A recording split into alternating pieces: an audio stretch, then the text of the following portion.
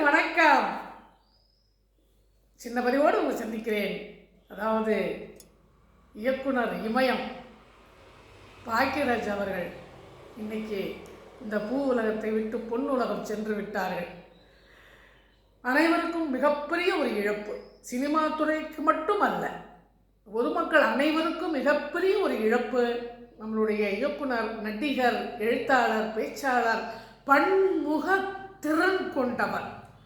கோபிச்செட்டிப்பாளையம், கோயம்புத்தூருக்கு பக்கத்தில் கோபிச்செட்டிப்பாளையத்துக்கு அருகிலே உள்ள வெள்ளாங்கோயிலுங்கிற ஊரில் பிறந்து 21 வயதில் திரைத்துறையிலே அடியெடுத்து வைத்தவர். பாரதி ராஜாவிடம் துணை இயக்குனராக பணியாற்றியவர். முதல் 3 படங்களுக்கு அவர் துணை இயக்குனராக இருந்து சுவர் இல்லாத சுத்திரம் என்ற திரைப்படத்தை அவரே இயக்கினார். அதில் இருந்து அவர் இயக்கிய, அவர் டைரக்ட் பண்ண அத்தனை படமும் ஹிட்டு. நல்ல சிந்தனையை, நல்ல கருத்துக்களை ஒவ்வொரு படத்தின் மூலம் மக்கள் மனதில் விதைத்தவர் இமயம் பாக்கியராஜ். சாதாரண இயக்குனர் கிடையாது, இயக்குனர் மன்னன்னு சொல்லலாம். நிறைய கொடுக்கலாம் பட்டம்.